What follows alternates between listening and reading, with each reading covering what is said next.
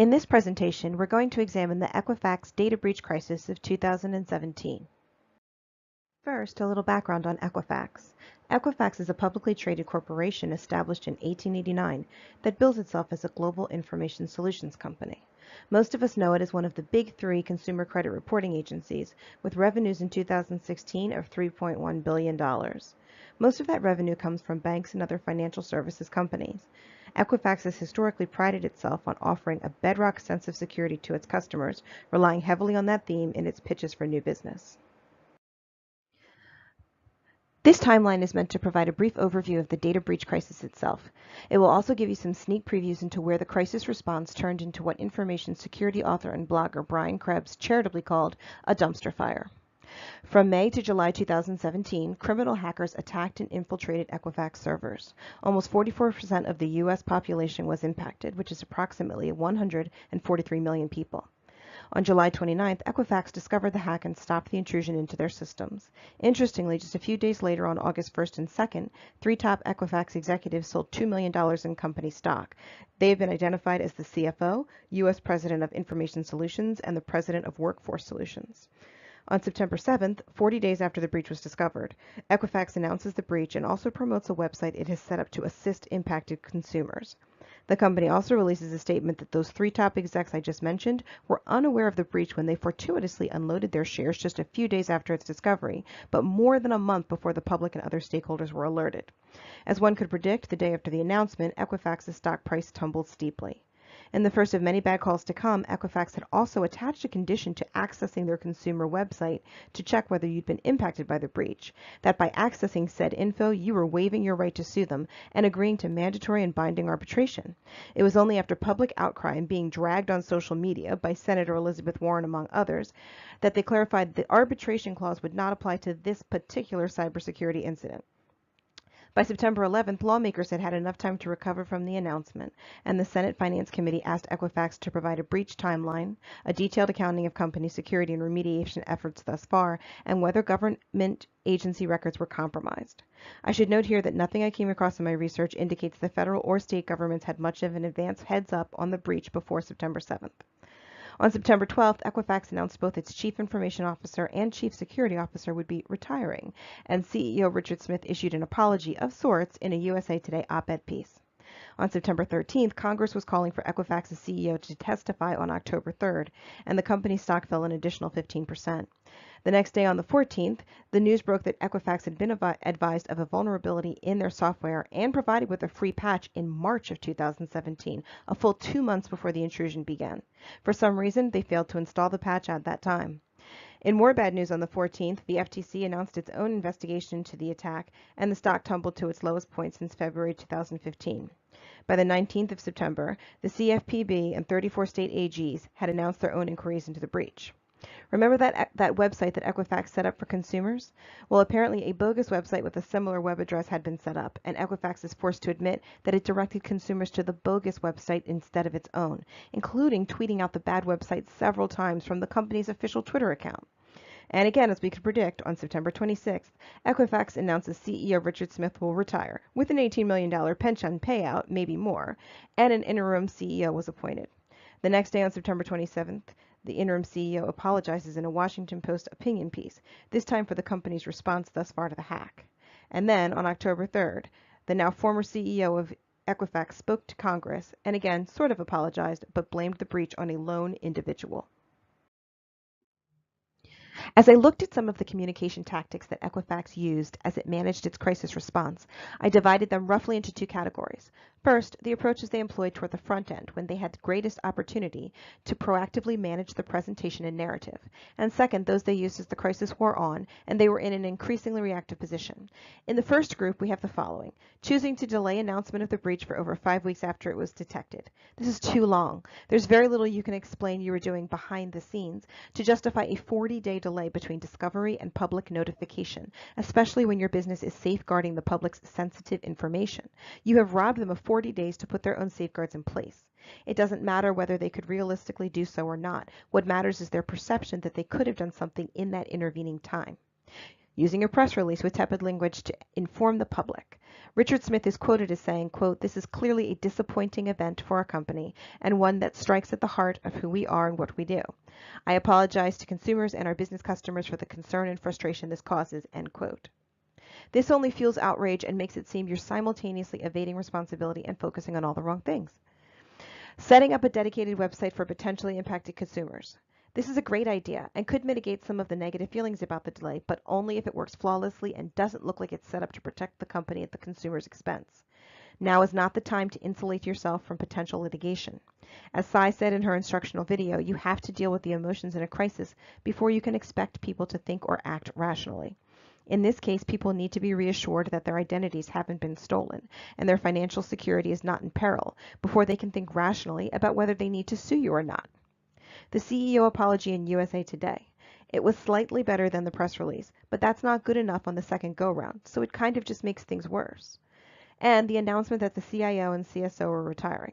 In the wake of the stock sales and in the midst of the sloppy remediation efforts, this was not likely to satisfy the growing public bloodthirst, and then it got worse.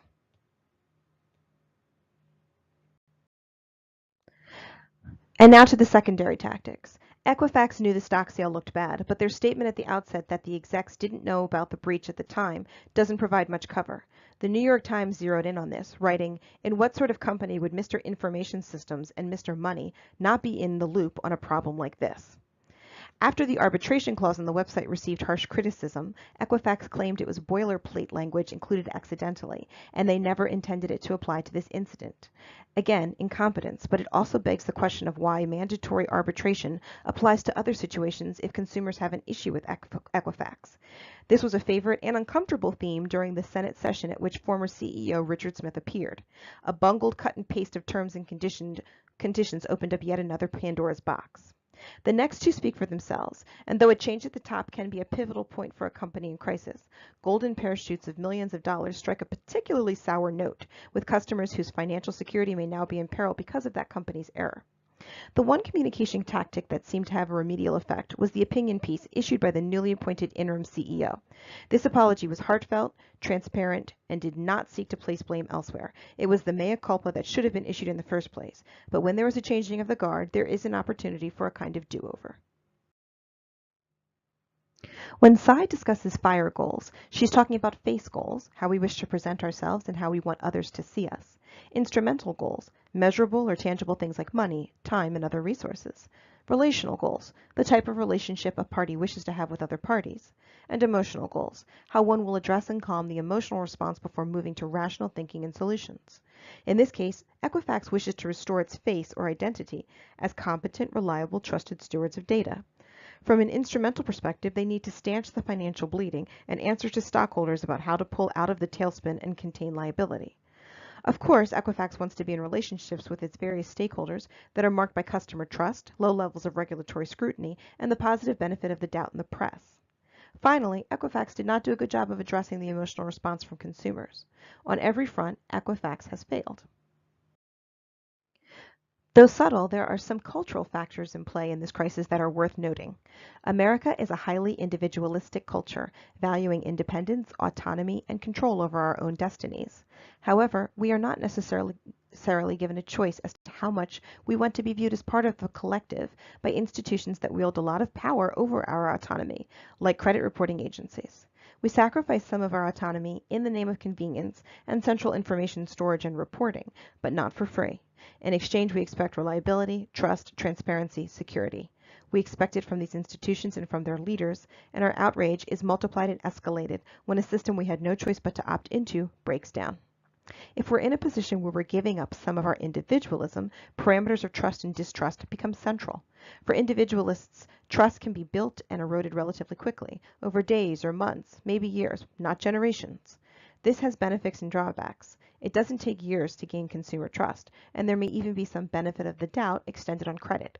But we're also quick to place you in the untrustworthy column once we feel betrayed or let down.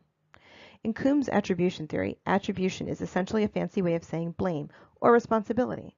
Basically, whose fault is a particular crisis? In this case, Equifax's attribution and threat to its reputation is likely to ramp up sharply because our affiliation with them as consumers was compelled without corresponding trust.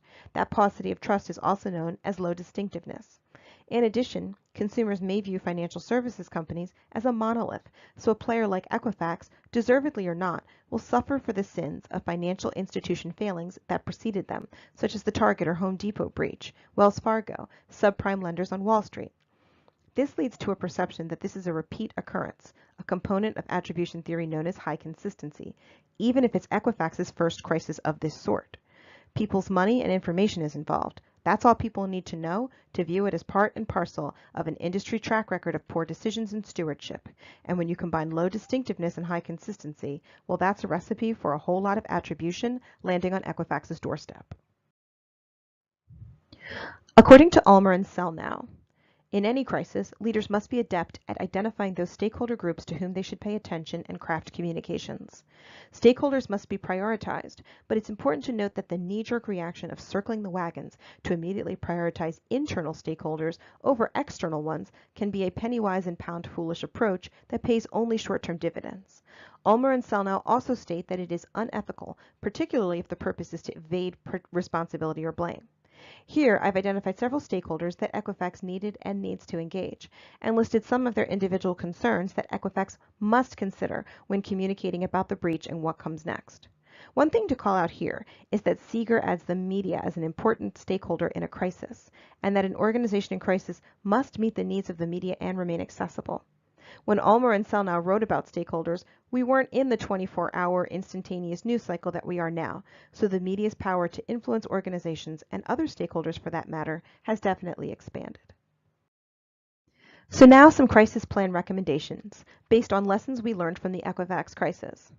First, to the extent possible, stay on top of threats to prevent them from erupting into full-blown crises. If there's a patch for a software vulnerability, install it. As a leader, know that if you don't shore up your internal processes to prevent that kind of lapse, attribution or blame could sharply increase because now it looks like you could have prevented something but you didn't. And as a leader, you could find yourself out of a job. Next, relying on Ulmer and Selnow's stakeholder theory, I recommend identifying and prioritizing your stakeholders as best you can and anticipating their needs in tailored communications. Don't neglect the media. The story may be bad, but it will only be portrayed more negatively if you ignore the press. In that same vein, timing is key. Ulmer and Selnow state that, quote, crises are typically surrounded by uncertainty regarding the organization's role in creating the crisis, end quote. Sometimes it is better to come out with an announcement and an earnest effort, even if you don't have all the facts. The public may be willing to work with you and even ride out some unpleasant surprises along the way, provided the organization handles those with grace and transparency. However, in Equifax's case, a 40-day delay removed the option to learn as you go as far as stakeholders were concerned. There's a happy medium in there somewhere, enough time to catch a breath and think through your first words, but not so much time that it looks like you sat on the grenade hoping nobody would find out. It's okay to say, we don't have all the information and we're still piecing it together, but based on what we do know now, this is what we're doing to fix it. Don't communicate from a purely legally protective stance. As Ulmer and Selnow point out, creating a swirl of ambiguity to obscure liability by providing biased or incomplete information is unethical and unwise. However, if there is competing information that should be presented to facilitate robust and thoughtful evaluation of what really happened, by all means, put it out there. Equifax's new evidence claim that this was the work of one unnamed individual seems designed to quarantine responsibility and inoculate the rest of the company from the stain of ineptitude. But it also plays with ambiguous principles of locus or responsibility, essentially saying, it wasn't all of us, so you can't hold all of us responsible. It was really just one of us, but we can't tell you which one, so really there's nobody to blame. However, this lone wolf theory is belied by the departure of the CIO and CSO before public outcry about the company's handling of the response reached a fevered pitch. It would be more believable if they hadn't been encouraged to retire so early in the game. At this point, this looks like grasping at straws. And finally, leaders must realize that if you're going to issue an apology, you basically have one shot to get it right.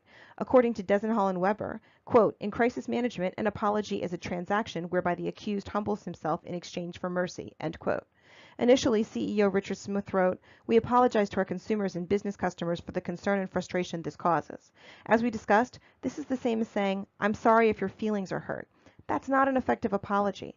I would recommend leading with language more like the interim CEO's, who started his opinion piece with, quote, 'On behalf of Equifax, I want to express my sincere and total apology to every consumer affected by our recent data breach. People across the country and around the world, including our friends and family members, put their trust in our company. We didn't live up to expectations,' end quote. And that's how you apologize."